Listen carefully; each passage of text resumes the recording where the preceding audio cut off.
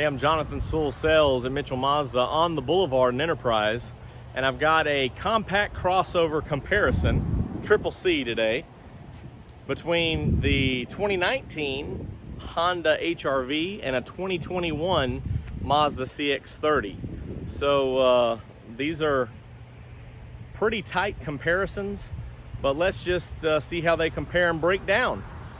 Let's jump into it.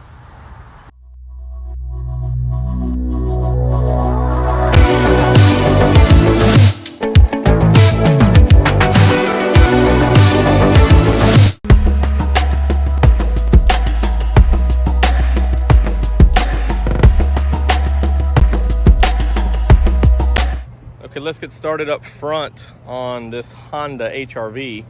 Now they just, this is a 2019, as I mentioned, only has 6,000 miles, is the LX model. So we're comparing that with the 2021 entry-level CX-30. Now this one has had a refresh, new headlights, bumpers for 2021. However, overall is relatively the same other than a few changes. So this is still pretty effective or pretty contemporary for the HR-V versus the CX-30. So you'll notice up front we do have the hollow logo, and just the design here does have that kind of foil look on their entry. And again, I keep going back to the Honda Accord that we had where that started to crinkle a little bit. Haven't really seen that since then.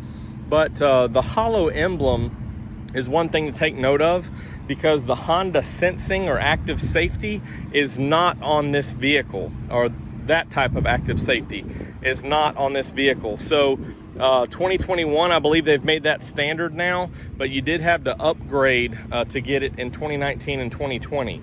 As we go around, you do see alloy wheels as standard. So these are 16-inch, I believe. We'll double check that in just, no, I'm sorry, 17-inch alloy wheels. So a nice looking wheel, just kind of, you know, and this silver color matches really well. So a 17-inch alloy wheel. You see the design and the harsh body lines here for styling, but also wind management as you go around. And shark fin antenna up top is really nice, really stylish. Also has the standard spoiler and your third brake light right here. Backup camera is standard, of course, and we'll look at the interior in just a minute after we compare the outside. So when we're talking about the HR-V and this compact crossover, they've kind of gone with the styling, and excuse the bird there, but they've gone with this styling with the side handles in the back. So it kind of streamlines it as you come through here. So instead of having a handle, they're kind of tucked away. But one thing, you know, that you always got to be careful of is this plastic over time is not as durable as the regular handles. And then you always have that fear of, you know, getting, you know, just trying to make sure that you shut it, you know, with that, you know, kind of tucked in there, could get your fingers caught, especially for children that are trying to figure out how to get in and get out. And you know, you just gotta kind of retrain your brain a little bit. This one already has the mud guards, which is the option there, so dressed up really nice. You'll see it also has some all-weather cargo and things like that as we jump on the inside, which is all accessories that the previous customer that traded this in chose. Well, let's talk about up front as well. Without popping this up, it is a 1.8 liter inline four-cylinder, and this one has 141 horsepower. So across the industry, this is pretty typical of your compact crossovers. However, this is mated with a CVT, so some people say that it's somewhat underpowered with that 141 horsepower. As a matter of fact, 0 to 60 is 8.6 seconds. However, of course, with the CVT and the 1.8, you do have a good fuel rating at 28 city, 34 highway. So you definitely just have to get behind the wheel, check it out, and see what you think. So let's step next door here to the Mazda CX-30. Okay, the Mazda CX-30 starting up front. Of course, you see the, and you're familiar if you've been following my channel, we do have iActive Sense active safety standard across the line since 2020 on this new vehicle, new crossover. And you know, we have our kind of chrome signature grille there with the Mazda wings, and no fog lights. But you do have these little daytime running light, or these parking lights and blinkers down there, which are LED, which is pretty nice. Both have a lower plastic cladding underneath, but this one appears just without that flap, you won't have as much intrusion there when you're running up and down the road or on different areas. This one does have a 16-inch alloy wheel standard, which of course every other model upgrades to 18. But you do have a 16-inch here, and a little bit of a dark alloy finish really ties in well with this cladding, which I know nobody's really a fan of. So we've got about double the amount of cladding as the HRV, and as probably every other crossover. But again, I guess it works so far. So as you go around the side here, you do have the same color keyed mirror caps as the Honda. No shark fin antenna as you come across, because that's only tied into our Bose satellite radio package, which you'll have on the premium. But you do have, with this, like all Mazdas, a dual exhaust back here, as well as you know, our 2.5 Skyactiv G, as you can see the badge up here.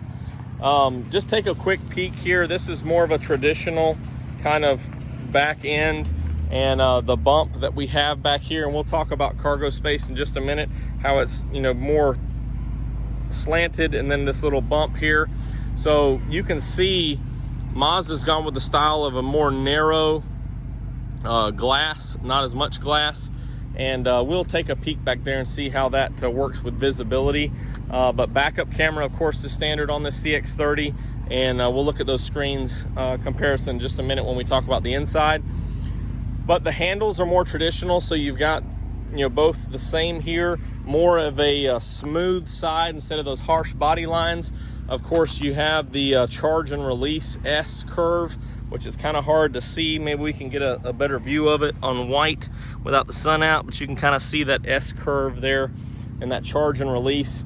I can see it. There it is. Yeah, you can see it for sure. So a lot smooth, does help with wind management, but this is part of that Kodo design that we're familiar with in the Mazda. And so of course you have the radar sensor down here, of course the camera up here, so all of those iActive Sense features, automatic head beams, automatic high beams, also Mazda radar cruise control, smart brake support with automatic emergency braking, and lane departure alert and lane keep assist. So all those things. Projector beam headlights on both. I didn't talk about that over here, but it's projector beam headlights. And I know this is LED, and I'm fairly confident that's LED as well. We'll double check that though. I guess what's left is jumping inside and comparing some other features. Oh, but before we do, just to compare those ratings here, of course, this is the 2.5 liter. Like I said, it's a 6-speed automatic. So Mazda still wants you to feel those gear changes, which is something that everybody loves, the emphasis on the driving experience on a Mazda. And so the fuel economy is 25 city, 33 highway, not as good as the CVT of its partner over here in the HRV. And of course 186 horsepower, and a little bit quicker with 8.1 seconds in 0 to 60. So you can experience the feel of the drive and get down the road a little bit faster, as you'd expect with the more horsepower on this 2.5 liter. And relatively not a big loss in fuel economy, 1 mile per gallon. This one you could get about 440 miles per tank, and this one's about 420. So, you know, still pretty competitive, or comparative, I should say, if you want to fill up and go across country or whatever the case may be. So now we can jump inside. Okay, so starting out here, you do have a keyed entry. Of course, the full key does have the unlock button here, but no advanced keyless entry or touchless entry or anything like that. And as we look in, we do have some soft touch materials over here on the door. These are also carried over with a plastic design on the dash. So it still ties in fairly well. Do have a cloth seat with a 6-way adjusting driver's seat there. And this cloth is kind of a weave design here. You know, pretty soft fill here on the bolsters and the seat bottoms, but still pretty comfortable. As we hop in, you do have just a regular keyed entry. So here's that key right here. No push button until you upgrade it into the Sport. And here's that screen size, about 4 to 5 inches on that infotainment. And even though you have the shark fin antenna up top, it's just AM, FM available. And then of course you have this media button here, which if you can see, you have a USB port down there. And so you can plug in and carry over your music or podcast or whatever the case may be. If we're looking down here, you do have a locking gas cap. Your traction control is there, which this has, of course, all your safety features as far as traction control, dynamic stability, brake assist, all those things. Let's crank this up real quick. I think we're low on fuel, but do have a backlit design. And here's a look at that display. Let's put it, and there's your backup camera. So static lines, but does show that distance there. Manual controls on your air as you'd expect. And this is what I really wanted to talk about, which is hard to show, but you do have this storage here. This is a fixed console. Let me come around from this side. So this is a fixed console here. You do have a release with a little bit of storage in there, but this is what's kind of interesting to me, is you have these buttons here that fold out for a cup holder to hold them in place on both sides, and then they fold back. This seems like a problem to me over the life of the vehicle. Yeah, deep Yeti or tumbler or something like that, but this just seems like something that's gonna go wrong. But anyway, it is accessible for different sizes, and of course you have bottle holders in the door as well. And this seems like it'd be very cool with these 3 vents, although it's kind of filling up a lot of space there, but I'm sure that's to blow back to the rear. So you can position all those 3 differently, which should help it get cool. Maybe, like I said, for the rear. And then this is that hard plastic with that same kind of design as the seat armrest there. You do have intermittent wipers, and of course, just headlights are the same. Again, not automatic high beams or anything like that. Cruise control standard, and you do have your Bluetooth controls down here. So pretty typical for what you'd see in an entry-level vehicle this day and time. As far as I do have plenty of room up here as far as leg room. So up front here, we've got 41 inches, roughly 41 inches of leg room. A lot of room. I've just left this seat how it was positioned. So, you know, for comparison, we'll see what we can do on the other vehicle.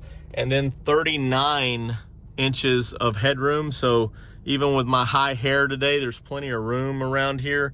And the back seat is as well. So kind of that shape design as you see right here as it comes from the front to the back. Right in the middle is the highest point. So you have plenty of room for the front and the rear. But speaking of that, let's jump in the back seat and see how it feels.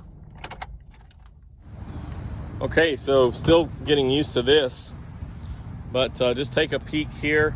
There's your openings for the front and the rear. And so the front door is obviously a little bit wider than the back door. And this is something too, it kind of takes, you know, most doors kind of give a little bit. So that may be good for kids not being in trouble, but you kind of have to give a little bit more of a push to close that door. So again, I just left the seat where it was. Now, when I was here, this seat was folded down, so you do have a 60-40 split. And as you can see right here, you do have two seat positions. So this one's a little bit more upright, and this one is that reclined setting. So you can set all that. And as I mentioned, even with this headrest up a little bit, which is adjustable, I'm not so sure if I'm a fan of that or not, but this seating position, these were folded down. So you did have that type of room. So again, this headrest is actually hitting me in between the shoulder blades. So I'd have to raise that up, which again is what it's intended for whiplash and things like that. So if you had children that were normal height, you know, their head would touch that, or child height, I guess. But definitely adults, you need to adjust this out of their back. And that, you know, if you don't have people riding back there, that would be a little bit of a visibility thing. But plenty of room back here. And the leg room is 38 inches here. I'm sorry, it's 39 inches here and 38 inches of headroom.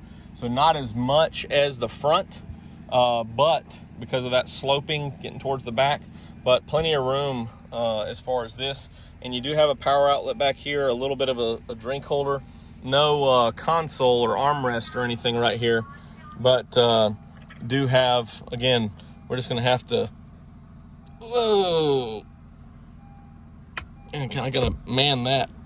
But anyway, that's something that kind of looks like a drone off Star Wars, but definitely have to do something with this. If look at all that, look at all that right there, sticking that out. Wow. Then you have the choice of connecting this seat belt or not, for if you have a fifth passenger going with you. So, and then this is actually your top tether right here for this middle position. So that's interesting. But let's take a peek at the back and look at cargo space. Okay, open that up. Does have some assistance with the shocks there, and I'm sure you can upgrade to a power just like the CX-30. So again, you can kind of see back here how this is that two-tiered kind of positioning. So this is the more reclined look. You do have a light back here, kind of built-in switch, and this is, you know, definitely a lot of room for this size of vehicle. The rear cargo with these seats up is actually 24.3 cubic feet. And then when you fold them down, it's 58.8. So pretty good room for this size vehicle. And of course you can split that with 60/40 or whatever you need to do. But a lot of room back here. And if you can figure out the headrest there. Yeah, I might have to take those out. Anyway, a lot of room, and we'll see how it compares to the inside of the CX-30. All right, so here's a look at that comparison. I know I can't get as far, but same kind of design. You have a pretty good entry here, but definitely a wider door opening up front. And and actually I believe, and it looks like the rain's starting to come in a little bit. Actually, I believe it is a narrower opening than on the HR-V. So again, let's just talk about the, slide that out of the way, talk about the back seat comparisons without getting in there. So there is a little bit less leg room back here, 36.3 inches, so about 3 inches less of leg room. However, the headroom is the exact same in the back. So again, it's that same design, really, when you look at that. So 60/40 split is the same, no fold down armrest. You see no plug or anything back here like the HR-V, but one thing I didn't show you up front is you actually have two USBs, so one in the console and one up front, so you can still charge in the rear back there. And then these seats are designed where you can slide your feet under there to kind of accommodate for the lack of leg room. And I think it's, we'll just jump back here to the back so we won't get soaking wet when this picks up.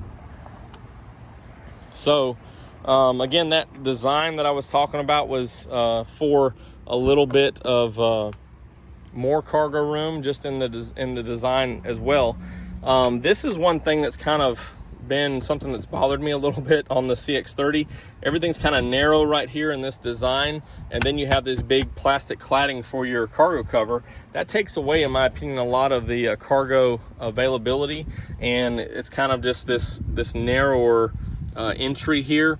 So in fact, it is less cargo than what you'll see on the HRV, about 4 cubic feet with the seats up, and then about 4 cubic feet with the seats down. So less cargo in the CX-30, so that's something you have to make a decision on. And I don't have these seats positioned differently, but they do have that 2-tier setup with more. This is the more reclined look, and then of course 60/40, as I said. So also looks like, just from looking at it, that the HRV is a little bit lower lift for luggage getting in here. But again, you give and take on these models. That's what makes them different. Okay, that's probably about a wrap on the comparison between the Mazda CX-30 and the Honda HRV.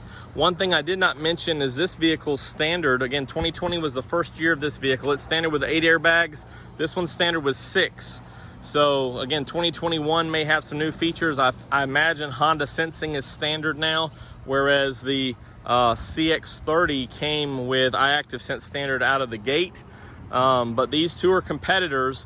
And more in a summary, this vehicle in 2019 sold a little over 99,000 vehicles.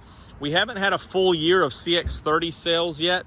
And right now, as you'd expect with Mazda, a little bit lower volume, but year to date has been around 27,000 sales.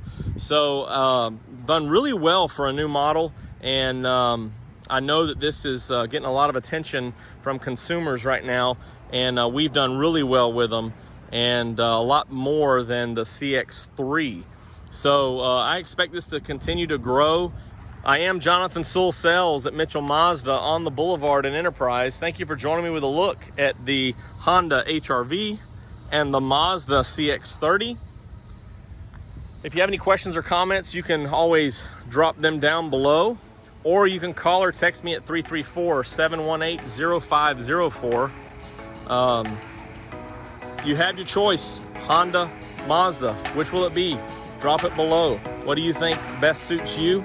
And of course, I'm here on the Boulevard at Mitchell Mazda, and I really can't wait for you to choose this one right here, the Mazda.